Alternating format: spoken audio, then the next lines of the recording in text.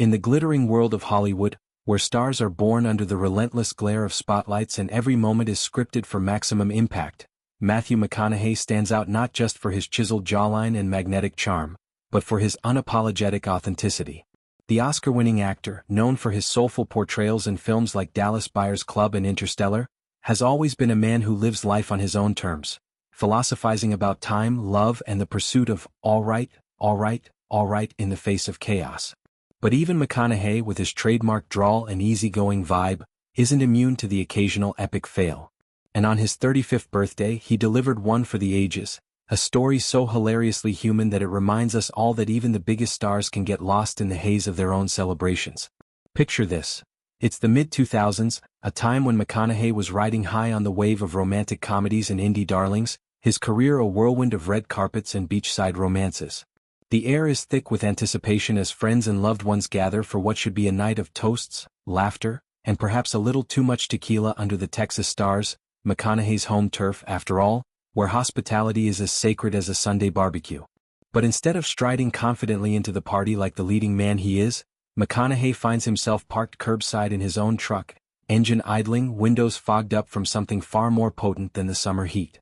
This wasn't just any oversight, it was a full-blown detour into absurdity, fueled by a cocktail of nostalgia, indulgence, and the inescapable pull of a certain pop diva's silky vocals. As McConaughey recounted the tale with his signature blend of wry humor and self-deprecation, the incident unfolded like a scene from one of his own movies, equal parts comedy and quiet introspection. He decided to arrive fashionably late, or so he thought, after partaking in what he affectionately dubbed the old Mexican dirtweed era's evolution into something a tad more intense. Back then, marijuana wasn't the sophisticated, lab-tested strains of today, it was raw, earthy, and unpredictable, the kind that hit you with a giggle fit one moment and a profound existential musing the next. McConaughey, ever the adventurer, took a leisurely tokay before hitting the road, envisioning a smooth cruise to his own bash. The drive was uneventful, the kind where the world blurs into a golden haze and suddenly he's pulling up to the venue, his own birthday extravaganza, right on cue. But here's where the plot twists. Instead of hopping out, keys in hand, ready to charm the crowd with stories from his latest set, McConaughey stays put. Strapped into the driver's seat, he becomes a captive audience to his own impulses, the truck transforming into an impromptu sanctuary. Why leave the comfort of this metal cocoon when the radio, tuned by some cosmic joke, to Janet Jackson's That's the Way Love Goes, beckons like a siren's song? That track, released in 1993 as the lead single from Jackson's iconic Janet album, isn't just a groove, it's a mood, a sultry invitation to surrender to the rhythms of desire and fleeting connection. With its smooth bassline, whispered confessions, and that unforgettable hook, like a moth to a flame burned by the fire, it's the kind of song that sneaks up on you, wrapping around your soul until resistance is futile. And resist McConaughey did not. What started as a casual listen spiraled into a marathon obsession. 34 plays in a row, each loop peeling back another layer of emotion. He cried, yes, the rugged Texan who once ran marathons in the buff for charity let the tears flow freely. In that suspended moment, the song wasn't just music, it was a revelation, a most beautiful, wonderful epiphany about love's capricious dance, the highs and lows that make life worth the ride. Time stretched like taffy, the party inside fading into irrelevance as McConaughey delved deeper into this private reverie. Friends' laughter echoed faintly through the walls, clinking glasses and half-eaten cake mocking his absence, but he was elsewhere, lost in Janet's velvet voice, contemplating the universe's grand design one chorus at a time. Hours slipped by unnoticed, the sun dipping low and casting long shadows across the driveway. When McConaughey finally emerged, bleary-eyed and blissfully unaware of the clock, the scene awaiting him was pure farce. An empty house, streamers limp on the floor, balloons deflated like forgotten dreams.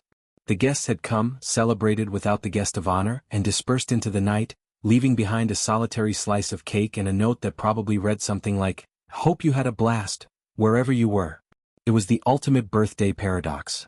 A man so present in his life's adventures that he accidentally ghosted his own milestone. McConaughey's laughter now, years later, carries the weight of that irony, a reminder that the best stories often come from the detours we never planned. Reflecting on it today, McConaughey doesn't frame the night as a regret but as a badge of honor, a testament to living unscripted. In an industry where perfection is peddled like perfume, his willingness to share such vulnerabilities humanizes him, bridging the gap between silver screen icon and everyday dreamer. It's a story that resonates because we've all been there in smaller ways, choosing the comfort of a favorite song over social obligations, letting a melody hijack our plans and reveal truths we'd otherwise bury. For McConaughey, that 35th birthday wasn't about the party he missed. It was about the profound solitude he found, a space where art and emotion collided to etch an indelible mark on his soul. But let's zoom out for a moment.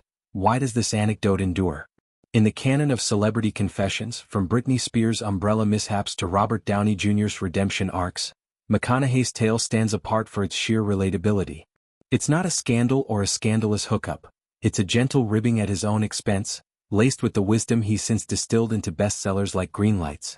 That book, a collection of life lessons gleaned from journals spanning decades, echoes this very ethos. Embrace the green lights, the moments of flow, even if they lead you astray from the itinerary. At 35, McConaughey was on the cusp of his dramatic renaissance, shedding the rom-com hunk label for meteor roles that demanded emotional nakedness. Perhaps that night in the truck was a subconscious rehearsal, a solo act of vulnerability that prepared him for the raw intensity of True Detective or the quiet heroism of The Beach Bum. And Janet Jackson? Her role in this saga elevates her from pop legend to unwitting therapist. That's the Way Love Goes has soundtracked countless heartbreaks and hookups, its lyrics a balm for the tangled heart. If you're horny, let's do it / ride it, my pony. But in McConaughey's hands, or rather his truck's cassette deck, it becomes a philosophical treatise, prompting tears over its tender underbelly.